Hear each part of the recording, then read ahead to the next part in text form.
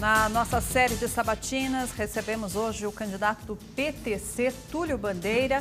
Lembrando para vocês, telespectadores, ouvintes e internautas, que as sabatinas anteriores com os candidatos Ogier Buch e Beto Richa já estão disponíveis no site da redemercosul.com.br. Podem ser revistas, assim como esta sabatina estará disponível a partir de amanhã também para os senhores reverem. Candidato, eu quero esclarecer uma situação que em algumas entrevistas o senhor falou que teve um problema com o ex-governador, enquanto governador Roberto Requião. O senhor diz que foi perseguido e chegou a ser preso. Na época, o senhor foi acusado de diversos crimes, estelionato, desvio de cargas, contrabando. O que é que aconteceu nesse momento? Na verdade, assim, eu sou muito arrojado no que eu faço, na minha vida, na minha profissão. E como vocês estão vendo as minhas respostas que eu estou dando aqui aos questionamentos que vocês estão fazendo. Eu sempre tive uma posição muito forte contra o governador Roberto Requião e acabei sendo envolvido numa trama de uma mal-sucedida, malfadada operação chamada Sudoeste, onde foi grampeado vários telefones, inclusive dos meus clientes, e o meu telefone celular, e meus clientes foram presos. É óbvio que eu advogava muito forte no crime naquela época, e acabaram ouvindo conversas minhas com clientes. O cliente me ligava: ó, doutor, estou preso. Ah, estou mandando um advogado. E na interpretação deles, tudo isso era crime. A minha fala atendendo clientes era crime. Eu fui indiciado, inclusive, porque um cliente tinha um cartão meu no bolso. É um absurdo, mal sucedida a operação, que foi em 2007, não teve desfecho nenhum.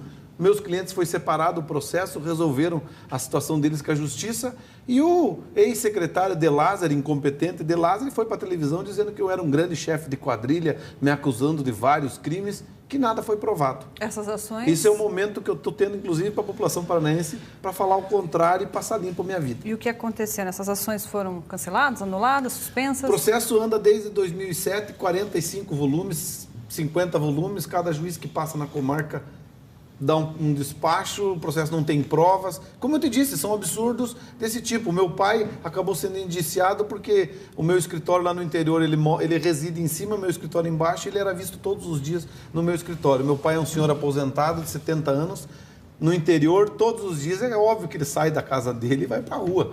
Ele descia no meu escritório, ele era visto pela P2, que eu falo que está fora de função, a Polícia Militar se desvirtuou, e indiciaram meu pai junto uma formação de quadrilha, porque ele ia no meu escritório todos os dias. Mas que tipo de clientes o senhor atendia? Eu no meus escritórios, eu atendo todas as áreas, mas eu advogava muito para contrabando, para descaminho, para traficante, para homicida. Eu fiz mais de 100 júris já na minha vida, e eu não escolho o cliente. Eu preciso ganhar dinheiro, eu preciso trabalhar, preciso sustentar minha família e preciso crescer. E trabalhei dignamente como qualquer profissão. E sou ficha limpa, porque estou com a minha candidatura registrada. Agora, esse momento que o senhor teve no governo Requião, isso deve ter deixado algumas sequelas na relação. É por isso que o senhor, por acaso, entrou com uma ação contra ele agora no processo eleitoral por estelionato eleitoral? Não, ele mente para a população há mais de 20 anos. E eu agora, como sendo candidato, eu tenho legitimidade de falar. Ele mentiu no caso do Ferreirinha, ele mentiu no pedágio e tenta agora, de uma mentira, fazer uma verdade. Ele assinou um aditivo de contrato dos pedágios, permitindo que as concessionárias não fizessem os investimentos em prol de baixar o valor do pedágio. E agora ele fala que não assinou e tenta, com uma bravata, brigando em entrevistas, desmentindo nos canais de rádio, TV, fazendo uma verdade. E por isso eu considero isso estelionato. Porque estelionato no Código Eleitoral Penal brasileiro fala o quê? Quem obter vantagem ilícita sobre outrem é estelionato. O que ele obteve há mais de 20 anos e está obtendo em todas as eleições? Vantagem ilícita sobre os outros candidatos e sobre o eleitor. Mentindo, faltando com a verdade. E por isso eu representei. O senhor falou aí da P2, o senhor fez uma crítica. O senhor acabaria com essa polícia reservada, essa polícia militar que faz investigações? Com toda certeza. Já existe GAECO e existe Polícia Civil para investigar. Polícia Militar é ostensiva e preventiva. Quantos policiais agem hoje da P2, o senhor sabe? Não sei e não quero saber e vou extinguir. O senhor diz aqui que vai estruturar melhor o Departamento de Combate ao Crime Organizado. O que seria? GAECO. Mas o GAECO é do Ministério Público, é um poder independente do Executivo. Mas tem participação do governo estadual, tem policiais lá cedidos lá. Tem policiais cedidos lá. Mas é só essa questão é outra. que o governo pode alterar. O senhor disse que vai estruturar melhor o departamento. Isso. É em relação aos policiais. Vou auxiliar, vou dar condição financeira, eu vou fazer a grande economia desse Estado, eu vou ter recurso para investir toda a estrutura financeira que precisar para o GAECO bem investigar, para o Ministério Público, para os policiais que estarão à disposição, eu vou fornecer como governador. É isso que eu estou dizendo. O senhor disse também que vai fazer uma gestão inovadora e mais participativa. Esses conceitos de participação, representatividade estiveram presentes nas manifestações do ano passado. Essa proposta tem a ver com essas manifestações? De fazer uma gestão inovadora e participativa? Como o senhor propõe aqui, um plano estratégico participativo? Não.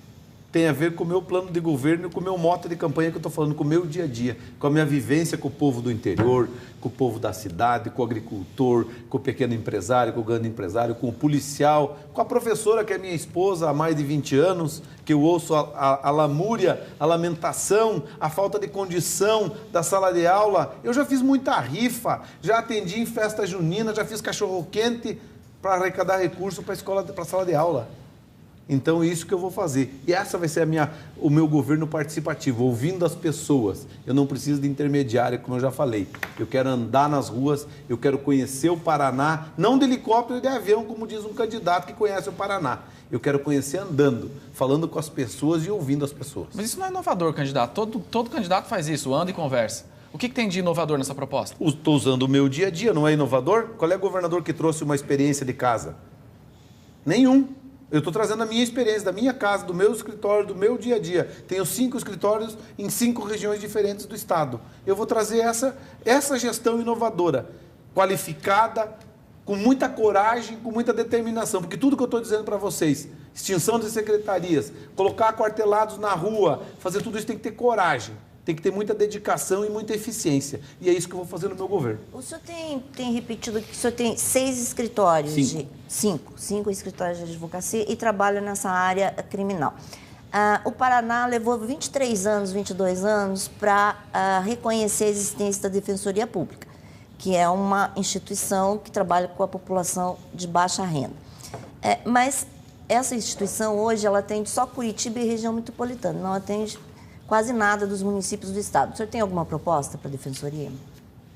Fazer o investimento que tem que ser feito, porque o que você fala hoje é que não tem recurso para contratar os defensores públicos. Eu fiz muita defensoria, o meu escritório faz defensoria pública. Eu tenho mais de 20 júris feitos gratuito. Fui nomeado pelo juiz e fiz. Meus escritórios todos os dias recebem nomeações de juízes para atender gratuitamente a população. E muitos escritórios fazem. A OAB faz um trabalho fundamental, mas a gente tem que concursar defensores públicos e ter recurso para isso. No meu governo vai ter recurso com a economia, grande economia que eu vou fazer. O Estado gasta mais de 15 milhões de reais em telefonia e tem uma companhia de telefonia parada. E com relação ao funcionalismo público, candidato, eles têm sucessivamente recebido no máximo a inflação. Esse ano foi 6,72%, 6, alguma coisa o reajuste dos servidores públicos. Mas a lei de responsabilidade fiscal limita lá a folha de pagamento em 46,5% do orçamento e no ano passado o atual governo teve uma grande dificuldade aí para fazer o ajuste de caixa e não exceder o que prevê a lei. A minha pergunta para o senhor o senhor vai economizar 100 milhões aqui, 100 milhões ali, mas qual é o milagre para fazer esse dinheiro render e dar de repente um reajuste maior do que a inflação para os servidores públicos? Já estou falando, eu não tenho compromisso com partido político e amigo do governador nenhum.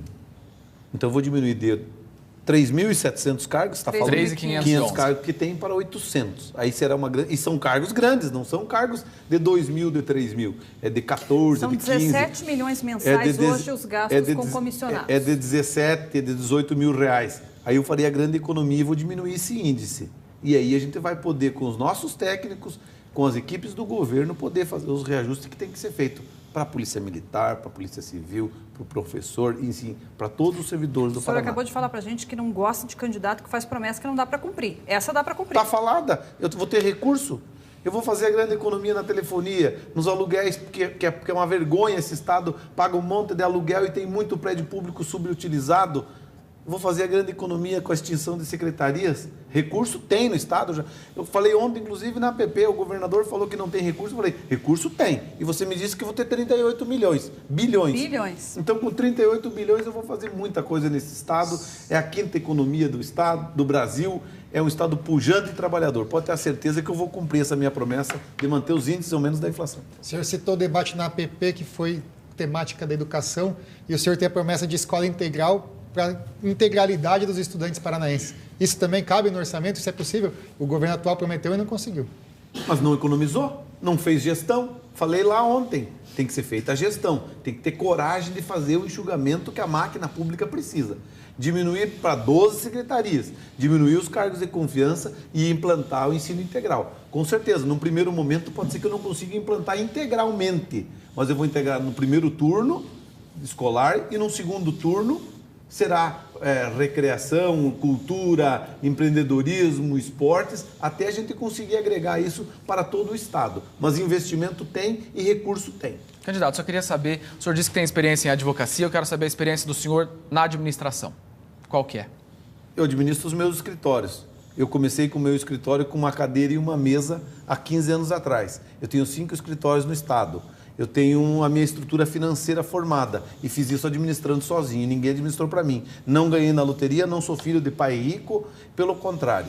Tive muita dificuldade na minha vida financeira, mas aprendi a administrar, aprendi a poupar e aprendi a ter as coisas. E assim eu vou fazer esse grande exemplo no governo do Estado. O Paraná consegue fazer isso com o orçamento que tem, sem ficar choramingando dinheiro ou reclamando de questões federais, por exemplo? É claro que todo recurso que vier é bem-vindo.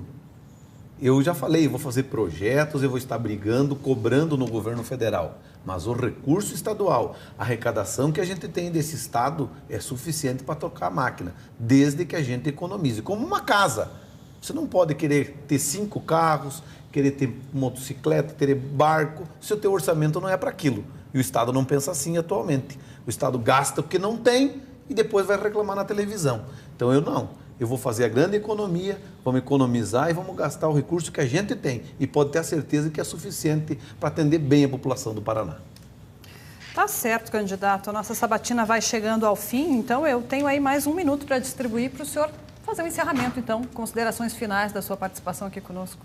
Eu quero que a população paranaense fique atenta aos candidatos, às propostas dos candidatos mirabolantes. Eu só tenho um compromisso, que é o trabalho, muito trabalho. O meu partido tem esse compromisso, o 36, o PTC tem o compromisso com o trabalho e muito sério com o trabalhador, com a pessoa que produz, com o homem da mão calejada, com o agricultor, com o empresário, com o professor, com o policial.